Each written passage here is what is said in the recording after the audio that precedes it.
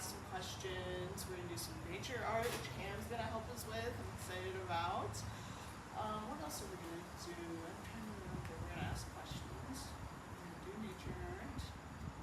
We're gonna do some other fun things. And we're gonna find out. Oh, we're gonna do deep breathing. That was the other one on my list. We're gonna do some deep breathing. It's a beautiful day. Can't wait to hit the trails. If you have any questions along the way, feel free to ask. And please stay on the trail unless you're instructed to leave. So I think with all that out of the way, we should go ahead and head on to the forest.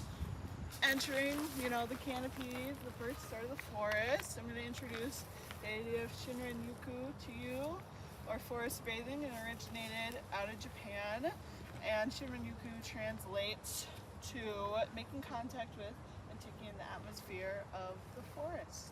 There was a study in Japan that was done a few years ago where they looked at people who spent time in the city for an hour, and they looked at people who spent time in nature for an hour. They were able to see that, overall by far, I've got to look at my notes here to be sure, their pulse decreased 6%, their blood pressure decreased 1.6%, and their cortisol levels, which is your stress hormone, decreased 13.4% when they were outside for an hour versus being in the city for an hour. So we can see the actual bodily effects of what happens when you're outside, which I think is really nice and a good way to impact your way that you're out in nature. When we're going to our next spot, I'm just gonna encourage that we all be a little bit calm, quiet, try to hear the leaves, and there's a bunch of beautiful trees I noticed as we were out here today, and just trying to take it all in so we can really get the forest bathing effect. So we'll go to our next one, just try to prepare. This is the part where I talk to them, trying to practice it. Go off the trail now, and if anyone would like to find a spot or here you can feel comfortable standing, sitting, whatever you want to do to make your body feel comfortable. I'm going to tell a little bit of a story so that we can all, just try to take our deep breaths in and feel nature. So I'm going to ask everyone to close their eyes. I'm going to tell a story about nature. So, with our eyes closed, you're in a forest that is particularly close to you. Maybe it was one that you spent a lot of time in your childhood with. Maybe it was one that now you're particularly attached to, but a forest that you feel like you are at home with. While you're in this forest, you can hear the leaves rustling. You see that they're changing colors, fall time. It seems to be a very peaceful attitude. And there's a little squirrel running along the ground. And you see the little squirrel making its home in a tree. And you think about how safe it must be in a tree. And you're so happy that you're able to spend that time in nature today. Maybe there's a little babbling creek that's next to you making some little sound. And you're just able to take all these experiences in with your different senses, hearing, feeling, sight. It's a wonderful experience for you to be able to see all this nature. You can open your eyes now. You're going to go through a little bit of deep breathing just to also be able to take it in. It's called box breathing, if you've ever heard of it. It's a technique that's used to be able to calm down your breathing.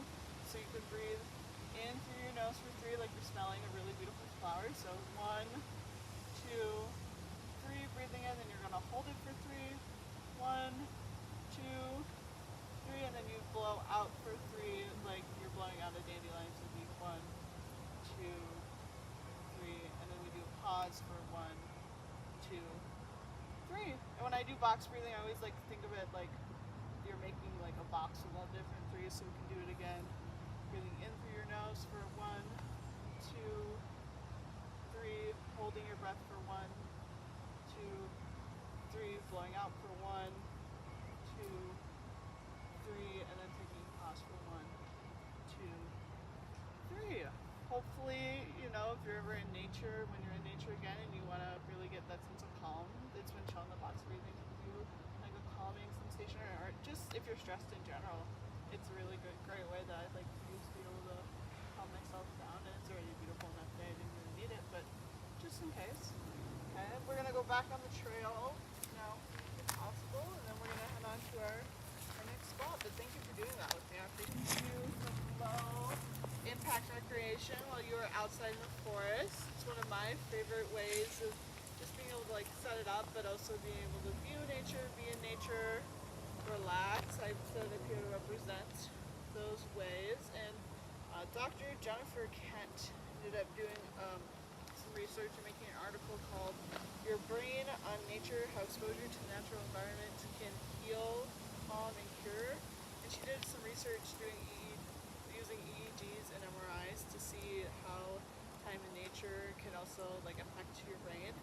And she was able to see that spending time outside versus spending time in the city, your part of your brain that again affects stress, it has a lower response rate when you're outside, and your attention span is actually increased when you're outside. The main part of the article was her trying to figure out what the minimum amount of time you have to spend outside in order to see these effects. So do we have any guesses on the audience or Price is Right style kind of thing closest without going over? Who thinks an amount of time that's the base that you have to see the effects of your attention span going up and you reduce the stress or your brain going up? Like a day? Minutes. Minutes of there's so many minutes a week that you have to spend outside in order to get these cues. To reduce your stress. I'll just say 5 a day. 5 a day. That's 35. Yeah. I love being outside, that's why I said only 5. Yeah. That's pretty close. It's 30 minutes a week. Oh, Is the answer, so even a little bit less than that. So I think 5 a day is better than the rest of the class. do I get some candy corn or something? you know. You're here for the snacks. The admiration and respect of all your peers. We appreciate an answer. I can find a really pretty leaf here on the ground. No, I'm kidding. You're doing a marvelous job. But 5 minutes a day is a really good way to think of it, just to be able to try to spend outside. And Cameron, my assistant here, has some materials for us if we'd like. Another way to do some low impact recreation time outside is to do some nature art / journaling. And he has some clipboards for us and some paper and some crayons for us to be able to just see maybe what inspires you right now, whatever you want, and then you can kind of do that. You can take it home with you.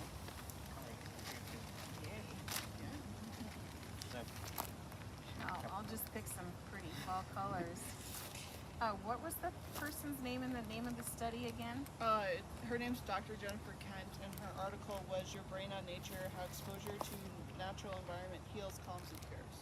I have to write that down because I think it's interesting and I'd like to read about that. Absolutely. Dr. Jennifer Kent. Yeah, and she writes other, okay, then I'm gonna steal, can I have Are the, there any books on this, Alaina, or anything?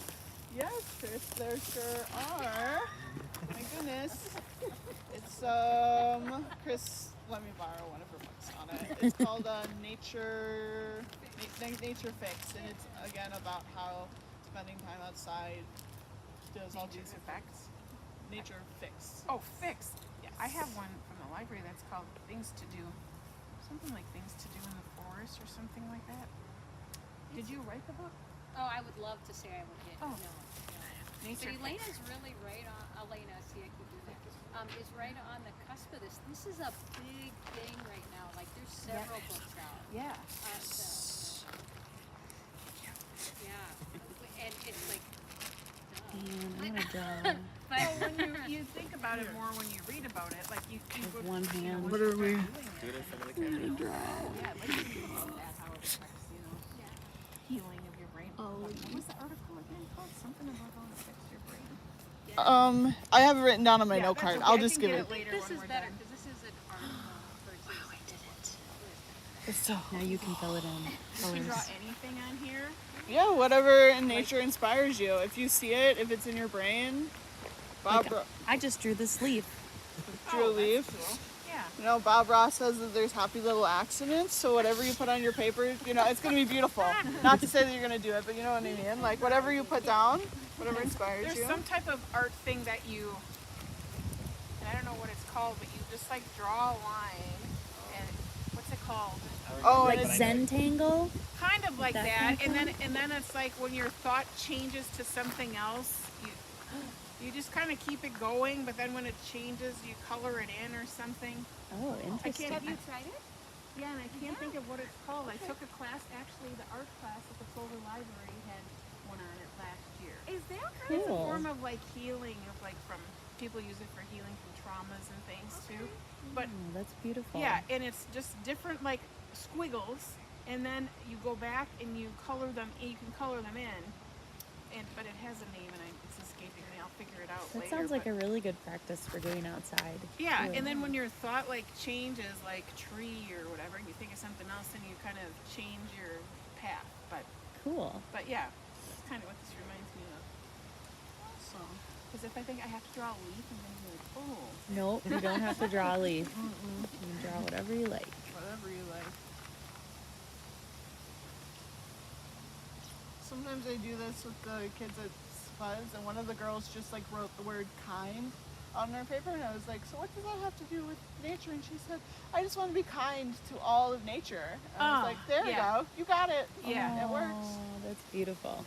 I think anything that just kind of gets you present in it when you're out in it. You know? Yeah. Whatever works for you.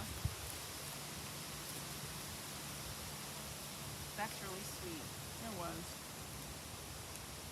Man, I love these falling leaves today. I know, it's so beautiful. So pretty. I'm coming back here. I'm going to stay all day.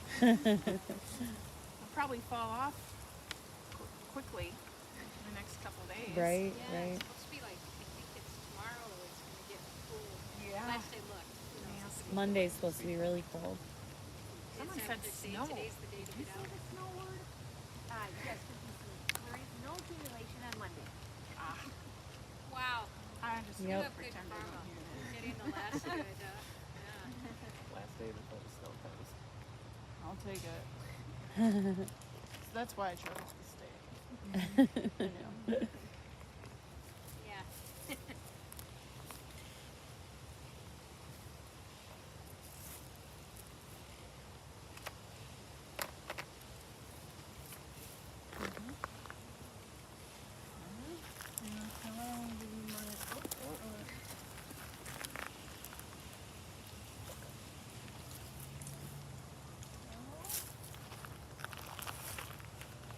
I finished my art. Doesn't mean that you have to. Whenever you're ready, we can Yeah. show each other we'd like.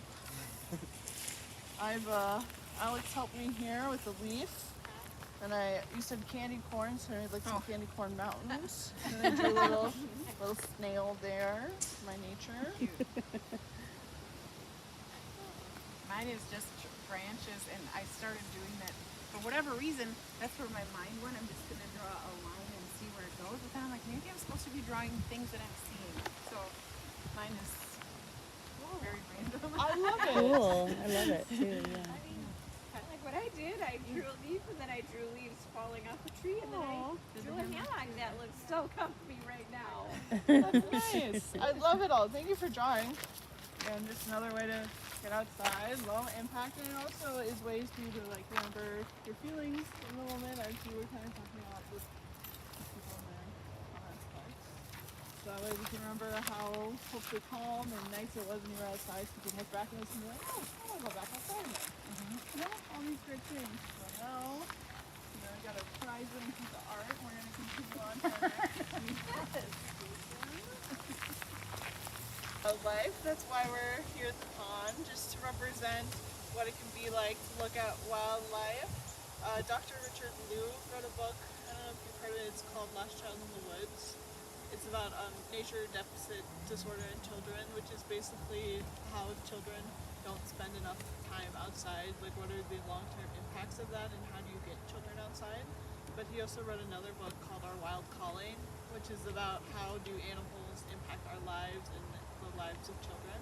So I brought us here today. I was hoping we could see some wildlife, but doesn't really seem to be that active, but that's okay because we have some lovely pictures here from Cameron of some wildlife that you said sometimes you see a muskrat. I don't have a picture of a muskrat, fortunately. We have some other pictures here.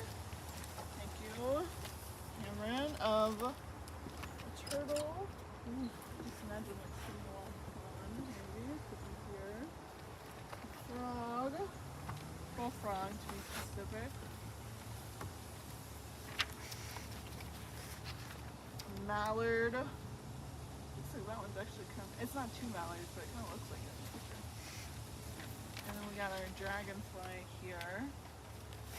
And what Dr. Richard Louv, when he wrote his book, Our Wild Calling, he interviewed a bunch of psychologists, natural healers, indigenous people psychologists, and he looked at what happens when children and people end up spending time outside and having a relationship with animals. And he created what they call the habitat of the heart, which is where you spend time outside because you care about these animals, and then you get all the benefits of spending time outside. And then in the long run, you ended up being able to care for like the impact and the causes that these animals have. Like if you were like outside a lot as a kid and you were like, oh, I always saw ducks with my parents, and then when you get older, you start maybe donating more towards like habitat causes to then help ducks, or there's a sign that says like, don't feed the ducks bread. And then you realize like, oh, I love the ducks, I actually want to help them in this way. And you don't necessarily realize it's because you spent time outside with your parents as a kid. And then it's like, snowballs into all these ways that you create a habitat of the heart. But it can be at any age that you can start this. It's just the most impactful when you're a kid. So it's a really great book, and being able to spend that time in nature with wildlife is, in response, I definitely recommend it. We're going to go on to our last spot here, back to the pavilion. But I hope we can see some wildlife along the way that we can create some habitat of the heart with. But if we're all gathered here, we might as well just keep going with the flow. So as we've been walking through nature today, I think that you're already here a lot, but I hope that you're able to look at Schmeekly as like less of like a reserve and more of an oasis from your everyday life and from stress. And I hope that you're able to see that through the forest bathing we did, looking at the low impact recreation and watching the wildlife, how being in nature can reduce your stress and improve your overall quality of life. I'd like to end with a quote from John Muir. He says, "In every walk with nature, one receives more than he thinks." And I think that's a really good thing, that you're going to receive more peace and calm and tranquility in nature. And maybe that's not what you're necessarily going there for, but I hope that that's what you'll be able to achieve when you're doing it. I'm going to be here for the rest of the semester at Chinkley. Hopefully I'll be able to see you again if you're here every day. So that would be great. And we're going to have more programs in the future in the Candlelight Hikes, so we hope to see you too. And thank you for coming today. And if you have any questions, we'll be up here, and I'll get that note card for you with some of the ideas I would love that. Yeah. we had. And yeah, that's about all that I have today, but thank you for coming. Thank you. Thanks, You did a great Alaina. job. Great job.